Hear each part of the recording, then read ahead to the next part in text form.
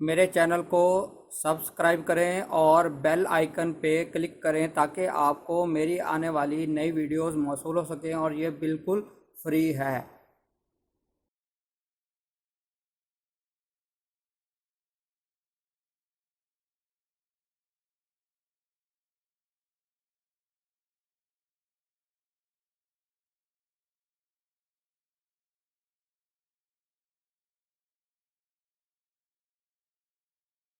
बिस्मिल्लाहिर्रहमानिर्रहीम। मेरा नाम है डॉक्टर मदर वारिस। उम्मीद करता हूँ आप सब लोग खैरियत से होंगे। अल्लाह ताला आप तमाम लोगों की ज़िंदगियों में बरकतें और आसानियाँ अता फरमाए। आज की हमारी जो वीडियो है ये बहुत दिलचस्प है और इन्फॉर्मेटिव भी है। और मेरे एक सब्सक्राइबर हैं, उन्होंने किसी एस्ट्रोलॉजर की वीडियो देखी और वहाँ से कुछ पॉइंट नोट किए और मुझे इस हवाले से उन्होंने रिक्वेस्ट की कि सर आप इसके ऊपर वीडियो बनाएं और प्रैक्टिकली इसके ऊपर आप जो है इसकी वजाहत करें। और उनका जो सवाल था, उन्होंने जो चीज़ें सुनी हैं उनमें है कि एक जुपिटर के जो दो योग बनते हैं, जिसको एक गजकेसरी योग है, दूसरा हंस योग या इसको हमसा योग भी कहते हैं, इनके ऊपर बात करें कि उन्होंने ये सुना है कि जब भी कोई सितारा केंद्र यानी 1, 4, 7, 10 में आएगा और अपने ही घर में हो तो वो हमेशा नेगेटिव रिजल्ट देता है। ये बात उन्होंने एस्ट्रोलॉजर की वीडियो से देखी या उनसे सुनी। और जब भी इनके ऊपर राहु का ट्रांजिट चलेगा या फिर सैटर्न का ट्रांजिट चलेगा तो ये योग बर्बाद हो जाएगा। ये कोई योग नहीं है, ये फजूल बातें हैं। ठीक है, इसको भी देख लेते हैं। और दूसरा उनका सवाल है कि राहु और केतु का रंग क्या है। उनके मुताबिक कि ये किसी किताब में मौजूद नहीं है लिखा हुआ। तो उन्होंने कहा है कि अगर आप इस हवाले से रहनुमाई फरमाएं तो इंशाल्लाह इसको भी देखते हैं। तीसरा सवाल है उनका, मंगलेक क्या होता है, इसके कोई असरात होते हैं या नहीं होते हैं। चौथा सवाल है, साढ़ सती क्या होती है, इसके कोई प्रैक्टिकली असरात भी होते हैं या नहीं। पांचवा सवाल है कि मून फॉल नहीं करता और सन फॉल नहीं करता। तो जिनके भी ये पॉइंट्स हैं, जहाँ से जिन भी एस्ट्रोलॉजर की वीडियो से उन्होंने देखे हैं, मेरे लिए वो काबिल एहतराम है। लेकिन अब इल्मी जब गुफ्तगू होती है तो फिर इल्म की बात जो है इल्म से ही करनी चाहिए। सबसे पहले अगर हम देखें तो बुक्स के हवाले से थोड़ा सा हम देख लेते हैं कि बुक्स के अंदर जब भी हम पढ़ेंगे राजयोग अगर हम पढ़ते हैं तो उसके अंदर दो चीज़ें मिलती हैं कि एंगल्स के प्लैनेट और ट्राइन के प्लैनेट, केंद्रा और त्रिकोणा जिसको कहते हैं। इनके लॉर्ड जब आपस में एस्पेक्ट करें, कंजक्शन करें या अपने हाउसेस को चेंज कर लें तो इसको राजयोग कहा जाता है। और जो उनका दावा है कि कोई भी सितारा एंगल के अंदर अपने ही घर में मौजूद हो तो वो जब उसके ऊपर राहु या सैटर्न का ट्रांजिट चलेगा तो वो योग बर्बाद हो जाएगा। ये प्रैक्टिकल चीज़ है, थ्योरेटिकल चीज़ नहीं है। एस्ट्रोलॉजी टोटली प्रैक्टिकल है। जब भी हम किसी चीज़ को पढ़ते हैं, एस्ट्रोलॉजी जब से मैंने शुरू की, अपने उस्तादों से सीखा, तो मैं उसको प्रैक्टिकली चेक करता था कि क्या ये चीज़, ये थ्योरी, ये कॉन्सेप्ट प्रैक्टिकली एप्लीकेबल होता है या नहीं होता है। उस हवाले से भी बात करूँगा। और इंडिया के अंदर जितने भी सिस्टम हैं, प्राशर सिस्टम, केपी सिस्टम, नाड़ी सिस्टम, लाल किताब, कस्पर इंटरलिंक, चाइनीज़ वास्तु जिसको फेंग शुई कहते हैं, और जर्नलाइज वास्तु जो है नुमेरो, और वेस्टर्न एस्ट्रोलॉजी, ये तमाम मैंने पढ़े, सीखे, समझे और इनके ऊपर प्रैक्टिकली काम किया है। और मेरे अपनी रिसर्च के मुताबिक मुझे पता है कौन सा सिस्टम कितना ज़्यादा एक्यूरेट काम करता है। ये मेरी अपनी एक रिसर्च है और मैंने इसके ऊपर मेहनत की है। खैर, अब हम सबसे पहले ये देखेंगे कि बुक है, सबसे पहले आप हवाला देखें, एस्ट्रोलॉजी फॉर लाइफ। ये डेविड साहब हैं, ये वैदिक एस्ट्रोलॉजी प्रैक्टिस करते हैं यूएसए के अंदर। तो इनकी बुक का सफ़ा नंबर 55 है। सबसे पहले उस पर देखें कि benefic houses, all other 9 houses other than the malefic houses treated as benefic houses, यानी जो 12 घर हैं एस्ट्रोलॉजी में, नजूम में, उनमें 9 घर other than the malefic house, malefic house कहते हैं 6, 8, 12 को, इनको छोड़कर बाकी जो 9 घर हैं ये तमाम 9 घर साद अच्छे शुमार किए जाते हैं। ये मैंने आपको इसका रेफरेंस दे दिया है। अब हम बात कर लेते हैं कि पहले हम बात कर लेते हैं गज केसरी योग। गज केसरी योग की जो डेफिनेशन है वो मैंने आपको पहले भी बताई थी। ये वैदिक एस्ट्रोलॉजी का कंसेप्ट है, और जब भी मून से जुपिटर एंगल में होगा तो ये योग बनेगा। हिमांशु की बुक का हवाला आप देख सकते हैं, और दूसरा इसमें हवाला है how to read a horoscope, इसका सफ़ा नंबर 201, गज केसरी योग की definition, if Jupiter is in quadrant from a moon. तीसरा हवाला जो है वो प्रैक्टिकल वैदिक एस्ट्रोलॉजी का है, moon in angle from Jupiter, ये गज केसरी योग की डेफिनेशन है। तो गज केसरी योग उसी वक्त बनेगा जब मून से जुपिटर एंगल में, यानी पहले, चौथे, 7वें, 10वें घर में होगा। तो इस हवाले से कि कोई अगर ये कहे कि ये ट्राइन में होंगे, सन से आप इसको पढ़ें, तो ये गलत बात है, इसका कोई योग नहीं। अब हम इसको प्रैक्टिकली पहले देखते हैं। पहला जो हॉरोस्कोप है वो आपके सामने, John F Kennedy. John F Kennedy US president गुजरे हैं, तो इनके हॉरोस्कोप में अगर आप देखें गज केसरी योग बना हुआ है। मून चार्ट भी मैं साथ दे रहा हूँ, उसमें आप देखें मून से जो जुपिटर की पोजीशन है वो 10वें घर में है। ये पहला हॉरोस्कोप है। और दूसरा हॉरोस्कोप आप देखें, ये है नरेंद्र मोदी का। इनका मून साइन जहाँ 8 लिखा हुआ है, मून साइन भी इनका वही है, इनका एसेंडेंट भी 8 नंबर राशि यानी स्कॉर्पियो है। यहाँ से अगर आप देखें तो मून इनके जुपिटर इनके 4th हाउस में पड़ा है, जहाँ 11 नंबर लिखा हुआ है। दूसरा गज केसरी योग। तीसरा हवाला राजीव गांधी का हॉरोस्कोप देखें। राजीव गांधी का जो हॉरोस्कोप है, इसके अंदर इनका जो एसेंडेंट यानी लगन और मून साइन एक ही है, और 5 नंबर जहाँ लिखा हुआ है वहाँ पर मून और जुपिटर इकट्ठे पड़े हैं। गज केसरी योग। चौथी मिसाल महात्मा गांधी। इनका अगर हॉरोस्कोप देखें, इनकी कुंडली देखें, तो मून साइन से इनका जो जुपिटर है वो इनका जुपिटर 10वें घर के अंदर पड़ा है। और इनके जायचे में बड़ी इंपॉर्टेंट चीज़ बनी हुई है गांधी साहब के, कि राहु और मून इकट्ठे बने हैं एक ही घर के अंदर, और केतु इसको एस्पेक्ट कर रहा है। ये इंपॉर्टेंट चीज़ अब याद रखिएगा। 5वां जायचा मैं आपके सामने पेश कर रहा हूँ। इंडियन फेमस एक्ट्रेस है माधुरी। इनके जायचे के अंदर गज केसरी योग बना हुआ है, और मून से अगर आप देखेंगे, मून चार्ट में अगर हम देखें तो जुपिटर और मून जहाँ 4 नंबर लिखा हुआ है, मून चार्ट में अलग से दे रहा हूँ कि ये एक ही घर के अंदर पड़े हैं जहाँ 4 नंबर लिखा हुआ है मून चार्ट के अंदर। तो ये इनका गज केसरी योग है। ठीक है। अब हम आ जाते हैं, इनका जो दूसरा योग है जुपिटर का, वो है हंस योग, या हम सब इसको पढ़ा जाता है। सबसे पहले इसको देख लेते हैं, इसकी डेफिनेशन क्या है।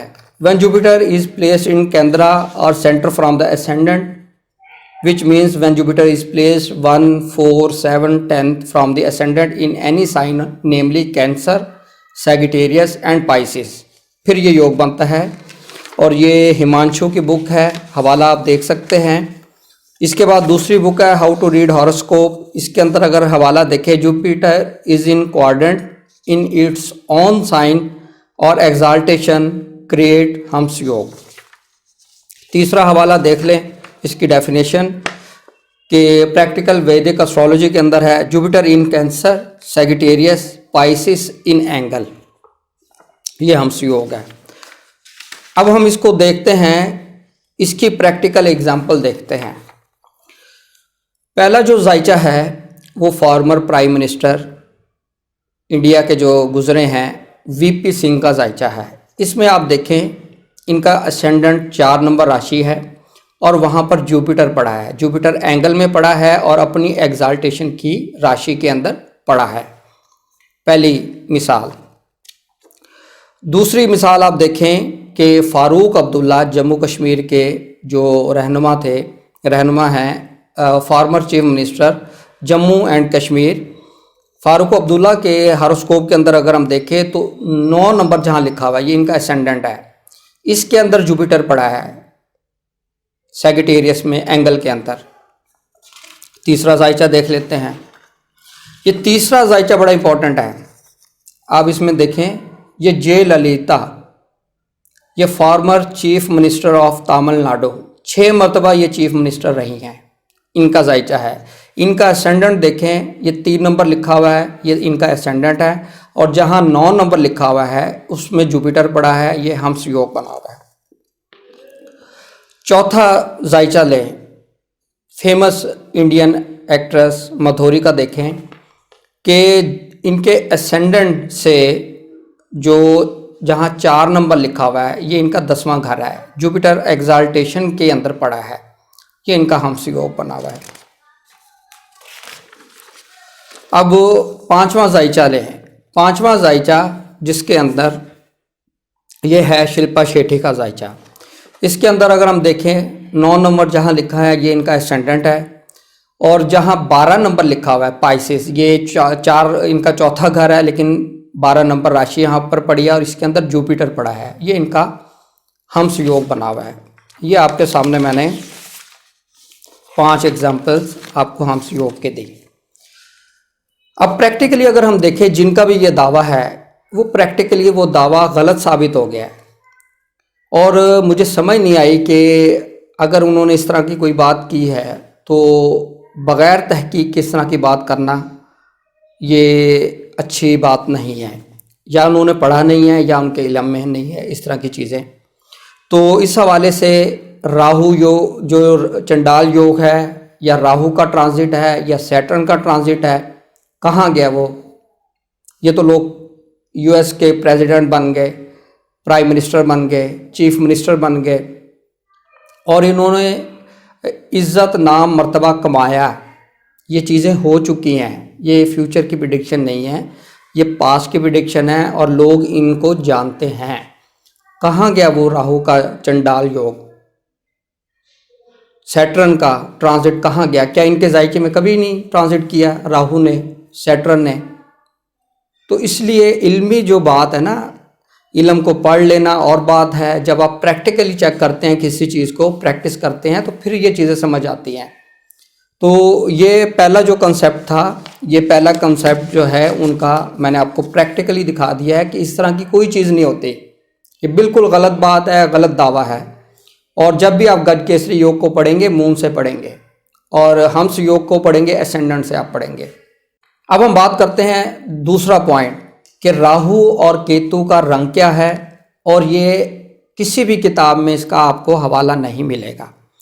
तो ये दावा आज जो है ये आपका दावा गलत साबित हो जाएगा, क्योंकि मैं किताब से हवाले भी दूंगा और आपको दिखाऊंगा भी सही स्क्रीन के ऊपर। तो राहु और केतु बेसिकली है क्या? ये सितारे नहीं हैं, ये कमर के साए हैं और वैदिक एस्ट्रोलॉजी में इसको ज़्यादा यूज़ करते हैं, जबकि वेस्टर्न एस्ट्रोलॉजी में इनको यूज़ नहीं किया जाता ज़्यादातर। वहाँ पर यूरेनस, नेपच्यून, प्लूटो इनको यूज़ किया जाता है और ये हमेशा 180 डिग्री यानी एक दूसरे के मुकाबले पर चलते हैं। अच्छा, इसमें हम देखें तो इनका सबसे पहला जो हवाला है वो है लाल किताब। ये लाल किताब जो है ये उर्दू के अंदर लिखी गई थी और ये 1941 का एडिशन मैं आपको दिखा रहा हूँ, जो ये कह रहे हैं कि किसी किताब में इसका हवाला नहीं है, रंग नहीं मिलेगा। 1941, आज से आप देख लें कितना अरसा पहले की बात है। चलें, अब उन्होंने नहीं पढ़ा तो मैं क्या कर सकता हूँ। इसका सफ़ा नंबर 415, इसके ऊपर वो लिखते हैं कि राहु का जो रंग है वो नीला है और केतु का जो रंग है वो चित कबरा है। आपकी स्क्रीन के ऊपर ये मैं जेपीजी लगा देता हूँ, आप देख लें। दूसरा हवाला लें। दूसरा हवाला है learn astrology the easy way. इसके राइटर हैं गौरी शंकर कपूर, और ये अपने सफ़ा नंबर 34 के ऊपर बुक के अंदर लिखते हैं कि इन्होंने राहु का जो रंग लिया है वो सेम एज जैसा कि सैटर्न का रंग है, और ऊपर ही वो सैटर्न का रंग बताते हैं कि ब्लू और ब्लैक। बाज़ उसको ब्लैक में लेते हैं, बाज़ ब्लू में, लेकिन मोस्टली इसको ब्लैक ही लिया जाता है। और केतु का रंग उन्होंने लिखा है ब्राउन। ये आपकी जेपीजी पे आप देख भी सकते हैं स्क्रीन के ऊपर। अब मैं आपको एक और हवाला देता हूँ, और ये बड़ा बेहतरीन हवाला है, और मैं इस हवाले से आपको थोड़ा सा बताना चाहता हूँ। ये जो किताब लिखी है इंसाइक्लोपीडिया ऑफ एस्ट्रोलॉजिकल रेमेडीज, ये हैं अरुण बंसल। अच्छा, इन्होंने all India federation of astrologer societies बनाई है, जिसको इनके अंदर क्या है, इन्होंने पूरी वर्ल्ड के अंदर डिफरेंट कंट्रीज़ के अंदर अपने जैसे कैंपस है वो बनाए हुए हैं। और इस कैंपस के अंदर नेपाल के अंदर जो इन्होंने एस्ट्रोलॉजर हैं, जो मेंबर हैं इस सोसाइटी के, उनका नाम है डॉक्टर बालाराम। नेपाल के अंदर एस्ट्रोलॉजर हैं और वो इसके मेंबर हैं, जिनकी अब मैं किताब का हवाला दे रहा हूँ आपको। तो अरुण बंसल के बारे में थोड़ा सा मैं बता देता हूँ, ये है कौन। ये सॉफ्टवेयर इंजीनियर हैं, इन्होंने पीएचडी की हुई है कंप्यूटर साइंस के अंदर, और 40 साल से ये एस्ट्रोलॉजी के अंदर काम कर रहे हैं। इन्होंने पहला सॉफ्टवेयर इंडिया के अंदर इन्होंने बनाया था, और बुक्स भी, कोर्सेज भी करवा रहे हैं, और जूम के थ्रू भी कोर्सेज करवा रहे हैं। डिफरेंट इनका काम है, इनकी अच्छी काविश है इस हवाले से। अब मैं आपको उनकी किताब का हवाला दे रहा हूँ, ताकि कोई भी आदमी जो बात है वो ना कर सके, और मजबूत दलील दे रहा हूँ। ये अपने सफ़ा नंबर 15 के ऊपर लिखते हैं कि राहु का जो कलर है वो ब्लू है। लाल किताब में भी ब्लू मिला, यहाँ भी ब्लू मिला। अब केतु का जो कलर है वो पिंटू कलर है, जिसको चितकबरा कहा जाता है। पिंटू कलर अगर आप देखें तो मैं अभी जेपीजी लगा देता हूँ। ये देखें, एक इसमें हॉर्स की पिक्चर है, इसमें पिंटू कलर दिखाया गया है। अगर आप पिंटू कलर गूगल करेंगे तो वो आपके सामने आ जाएगा, जिसको चितकबरा कहते हैं। इसके अंदर देखें ब्राउन और वाइट का कॉम्बिनेशन आपको मिलेगा, ये चीज़ आ रही है। तो इस हवाले से जो राहु का कलर है वो ब्लू है, और जो केतु का कलर है वो ब्राउन है।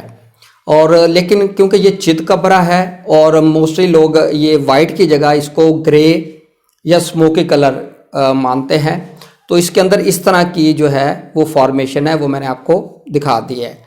तो जिनका भी ये दावा है, तो आज के बाद वो उनका दावा ख़त्म हो गया। इल्मी तौर पे अगर कोई बंदा पढ़ता है, तहकीक करता है, तो ये चीज़ें कोई इतनी बड़ी चीज़ें नहीं हैं। लेकिन मैंने आपको इसलिए हवाला दे दिया है और ताकि आपके इल्म में हो। लिखना नहीं आता तो मेरी जान पढ़ा कर, लिखना नहीं आता तो मेरी जान पढ़ा कर, हो जाएगी तेरी मुश्किल आसान पढ़ा कर।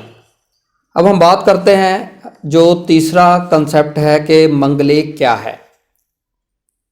मंगलेक देखें, ये एक हिंदी एस्ट्रोलॉजी के अंदर ये कंसेप्ट है वैदिक एस्ट्रोलॉजी में, कि जब भी सितारा मरीख जायचे के पहले, चौथे, 7वें, 8वें और 12वें घर में आएगा तो उसे वो मंगलेक कहते हैं। तो इस पोजीशन के क्या असरात होते हैं इसको प्रैक्टिकली देखेंगे एग्जाम्पल के साथ। लेकिन जो मैंने इसमें अपनी रिसर्च में देखा है वो मैं आपके साथ इसमें शेयर करता हूँ कि पहला पॉइंट है कि इनकी शादी डिले हो जाती है, सेकंड पॉइंट डाइवोर्स हो जाती है, थर्ड पॉइंट इनकी जो है वो शादी नहीं होती। तो ये 3 पॉइंट्स हैं जो मैंने इनके ऊपर काम किया और इनको प्रैक्टिकली चेक किया।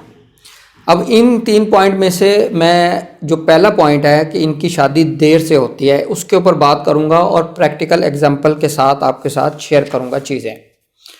अच्छा, इसमें एक चीज़ और है, जो लोग मंगलेक होते हैं ज़रूरी नहीं कि उनकी डाइवोर्स भी हो जाए।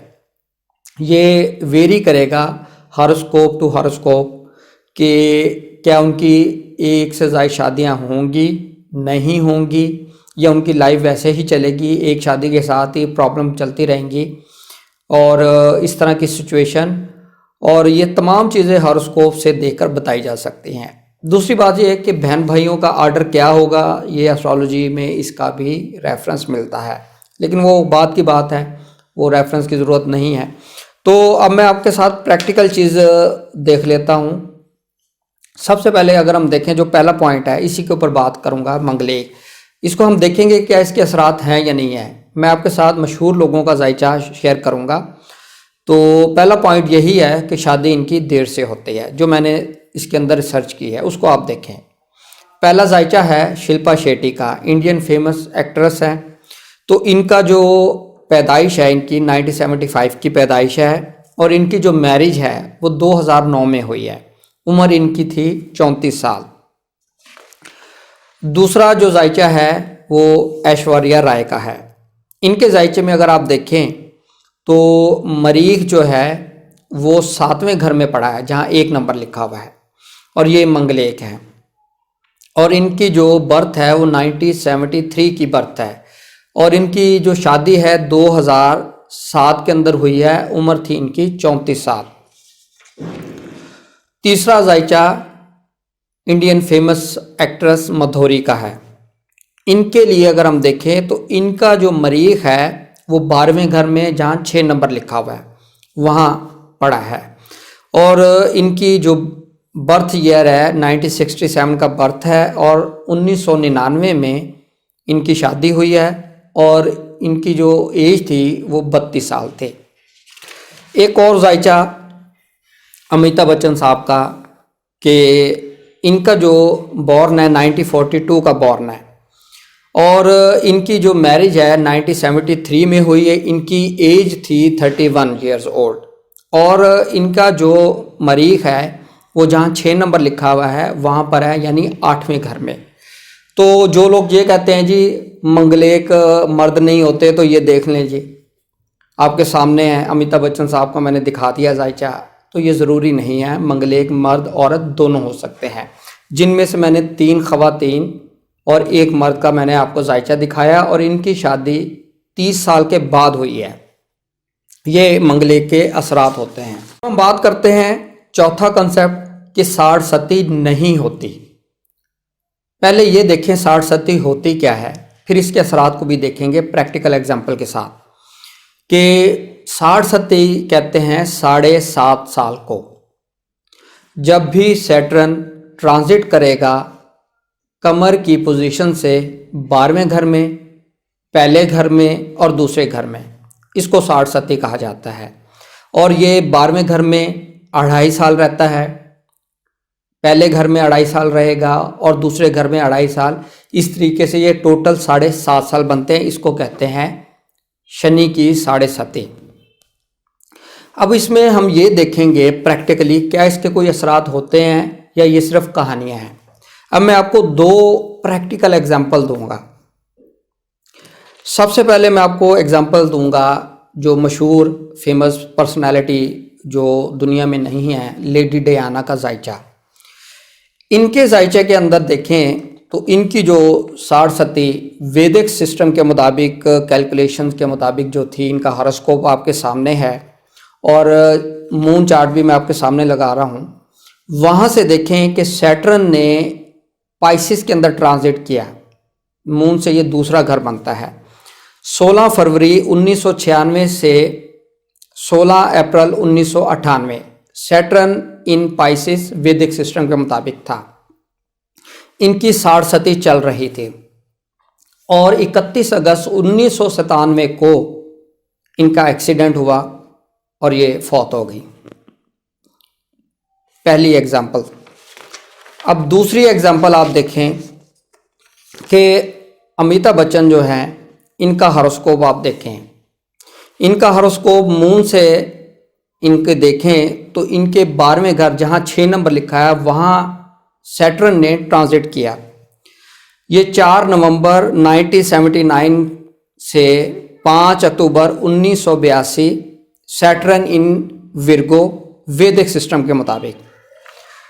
इस दौरान क्या हुआ कि 26 जुलाई 1982 को एक फिल्म जिसे कुली जिसका नाम था, उसकी शूटिंग के दौरान उनको इंजरी हुई और ज़िंदगी और मौत की कश्मकश में वो चले गए, हॉस्पिटलाइज हुए, उनकी सर्जरी हुई। इस हवाले से ये चीज़ सारस्वती ने उनके ऊपर इफेक्ट किया। अब इसमें मैंने दो चीज़ें आपको दिखाई हैं कि एक तो इनकी डेथ हो गई लेडी डियाना की, और दूसरे में उनको इंजरी हुई, सेहत का प्रॉब्लम हुआ, हॉस्पिटलाइज हुए और सर्जरी हुई।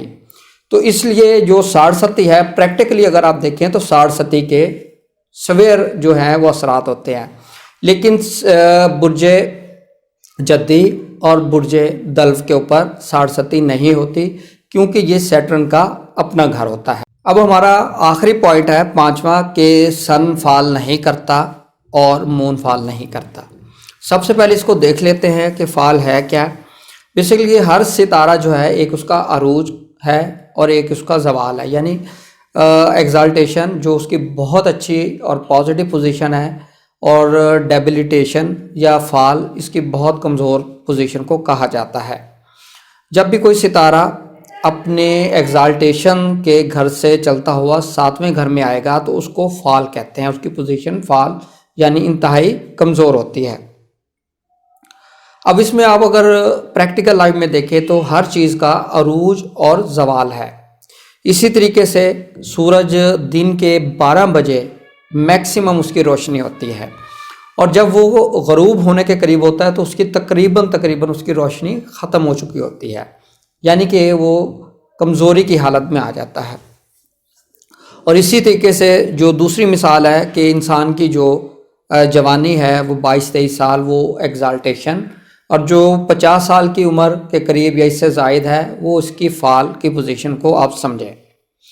अब इसको देखते हैं कि साइंस के अंदर एक टेक्निक है, एक मेथड है जिसको इंडक्टिव रीजनिंग कहा जाता है, यानी कि हम किसी ख़ास नज़रिए को टेस्ट करते हैं, उसके रिज़ल्ट को, और फिर उस रिज़ल्ट को जर्नलाइज कर देते हैं। मसलन कोई एक शख्स है जिसका नाम ए है और वो रात को देर तक जो है वो कंप्यूटर इस्तेमाल करता है, कंप्यूटर यूज़ करता है, जिसकी वजह से उसकी नज़र कमज़ोर हो गई। इसी तरीके से कोई दूसरा शख्स जिसका नाम बी है, वो भी रात को देर तक कंप्यूटर इस्तेमाल करता है, जिसकी वजह से उसकी नज़र कमज़ोर हो गई। अब हम इसको जर्नलाइज करेंगे कि जो हमारी ऑब्जर्वेशन है शख्स ए और बी को देखने के बाद, तो हम इस नतीजे पर पहुंचेंगे कि जो भी रात को देर तक कंप्यूटर यूज़ करेगा उसकी नज़र यकीनन कमज़ोर हो जाएगी। अब इसको हम कैसे कोरिलेट कर सकते हैं, इसको ज़रा समझें। अगर हम ये मान लें कि सन फॉल नहीं करता और मून फॉल नहीं करता, तो इसका मतलब ये है कि कोई भी सितारा फॉल नहीं करता। यानी इन दो रिजल्ट को अगर हम जर्नलाइज करें तो फिर हमें ये मानना पड़ेगा कि वीनस भी फॉल नहीं करता, मरकरी भी फॉल नहीं करता, जुपिटर भी फॉल नहीं करता और सैटर्न भी फॉल नहीं करता, जो कि ये दुरुस्त नहीं है। और अगर हम इस चीज़ को देखें तो एग्जाल्टेशन, अगर कोई बंदा एग्जाल्टेशन मानता है तो फिर उसको फॉल भी मानना पड़ेगा। तो इसमें अब एक एतराज़ किया जा सकता है कि जो लोग लिब्रा वाले होते हैं तो क्या वो तरक्की नहीं करते। इसका जवाब ये है कि सबसे पहले आप ये देखें कि जिनका सन एग्जाल्टेड होता है एरीज में, क्या वो तमाम लोग बादशाह होते हैं? जवाब होगा नहीं। अगर वो नहीं है तो फिर वो कौन सी ऐसी पोजीशन है, कौन सी चीज़ है जिसको देखेंगे तो पता चलेगा। अच्छा, लिब्रा वाले लोगों के लिए दो चीज़ देखेंगे कि क्या उनका एसेंडेंट लिब्रा है, नंबर एक बात। दूसरी, क्या उनका जो लिब्रा सन जो है, सन साइन लिब्रा है। इन दोनों में अब डिफरेंस आएगा। और अगर जोडियक साइन उनका सन इन लिब्रा है तो वो लिब्रा कौन से घर में होगा? पहले घर में जोडियक साइन लिब्रा सन, दूसरे घर में जोडियक साइन लिब्रा सन, तीसरे घर में, इसी तरीके से ये 12 घरों में किसी भी पोजीशन में आ सकता है। तो क्या इसकी पोजीशन 12 घरों में सेम रहेगी? जवाब होगा नहीं। तो फिर इसको हम कैसे कोरिलेट कर सकते हैं? इसको अब इस तरीके से समझते हैं कि मैं सबसे पहले आपके सामने अब प्रैक्टिकल एग्जाइचा है, वो है नरेंद्र मोदी का, प्राइम मिनिस्टर ऑफ इंडिया इस वक्त जो हैं। इनके अगर जायचे में देखें, जहां 8 नंबर लिखा हुआ है वहां पर मून पड़ा है, ये फाल की पोजीशन में है, मून इन स्कॉर्पियो। अब मून डील करता है इमोशंस को, इस हवाले से आप देखें। और 9वां घर डील करता है मज़हब को, यानी वो मज़हब के मुतालिक जो है आप उनको देखें।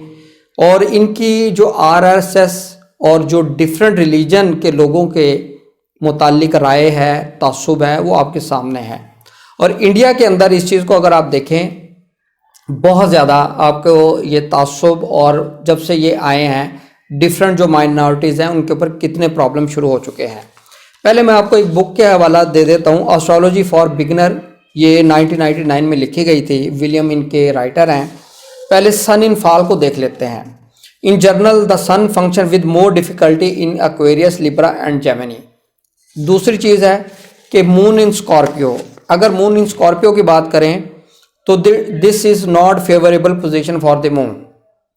The people are strong headed and biased to extreme, they can be cruel, rude, stubborn and selfish. अब आप ये देखें कि एक्सट्रीमिज्म जो है मून इन स्कॉर्पियो में और एसेंडेंट में, आप देखें कि उसकी जो मिसाल है प्राइम मिनिस्टर नरेंद्र मोदी, क्या वहाँ पर क्या ये चीज़ें नहीं हो रही?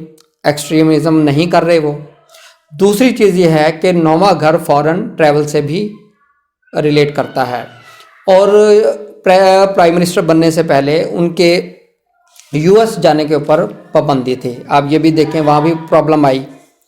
अब हम इसको एक और प्रैक्टिकल एग्जांपल से मैं दोनों की दे देता हूँ। पहला ये एक प्रैक्टिकल एग्जांपल है, एक पर्सनल किसी का हॉरोस्कोप है, लेकिन मैं इसमें आइडेंटिटी शो नहीं कर रहा। तो इसमें आप पहले देखें कि सन जो है वो 7 नंबर जहाँ लिखा है ये फाल में है। और ये इसका, इनके जो मेन काम क्या हुए हैं, एक तो इनके फादर की डेथ हुई, दूसरा इनकी हेल्थ वीक हुई, तीसरा इनकी आई साइट जो है ये बहुत ज़्यादा वीक हुई। और इनके सोशल जो कॉन्टैक्ट्स थे, फॉरेन ट्रैवल, वहाँ भी इनको बहुत ज़्यादा प्रॉब्लम फेस करना पड़ी। ये इसके एग्जांपल है। और दूसरी एग्जांपल मैं मून इन स्कॉर्पियो की दे देता हूँ। इसमें आप देखें कि 3 नंबर का जो है ये असेंडेंट है, और जहाँ 8 नंबर लिखा हुआ है वहाँ पर वो मून पड़ा है। अब यहाँ पर मून देखें फाल में है, तो इनकी लाइफ के अंदर क्या इवेंट हुए? इनकी मदर की डेथ हुई, मून वालदा से रिलेट करता है, मून इमोशन से रिलेट करता है, मेंटली स्ट्रेस के अंदर इन्होंने लाइफ गुजारी। और क्योंकि मून सेकंड हाउस का भी लॉर्ड है और इनको माली तौर पर भी नुकसान हुआ। तो ये चीज़ें आपके सामने हैं। मैंने आपको 3 एग्जाम्पल, प्रैक्टिकल एग्जाम्पल दिया है। नरेंद्र मोदी की इसलिए दिया है कि वो सामने है, ये 2 पर्सनल थे इसलिए मैंने वो भी दे दिया है। तो इस हवाले से आप देखें, जो 5 कंसेप्ट हैं वो इल्मी तौर पर वो मैंने आपको साबित किए हैं कि उसकी रियलिटी क्या है। अब अगर कोई कहता है, ज़ुबानी बातें करता है, तो फिर आप उसके इल्म का अंदाज़ा लगा सकते हैं कि उसके पास क्या नॉलेज है। अगर है तो वो प्रैक्टिकली शेयर करें।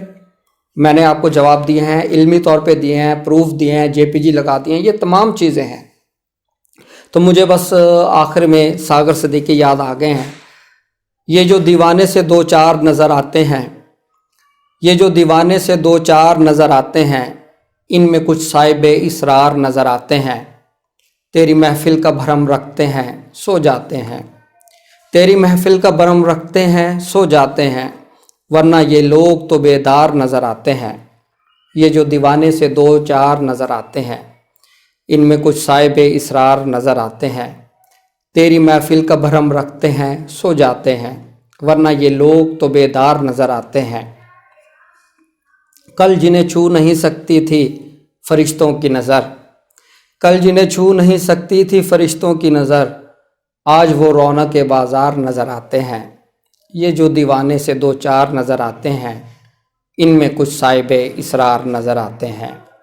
तेरी महफिल का भरम रखते हैं, सो जाते हैं, वरना ये लोग तो बेदार नज़र आते हैं। खुश रहिएगा शाह जी। मैंने आपके जो 5 सवाल थे, इल्मी तौर पर मैंने जवाब दिया है। 60 सती होती है, मंगलेक के असरात होते हैं, सन और मून फॉल करता है, राहु केतु का क्या रंग है वो भी दिखा दिया है।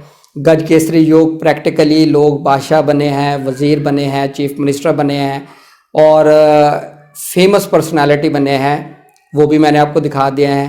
हंस योग का भी मैंने दिखाया है, प्राइम मिनिस्टर भी रहे हैं, चीफ मिनिस्टर भी रहे हैं और इंडियन जो है सेलिब्रिटीज़ हैं वो भी मैंने आपको दिखाए हैं।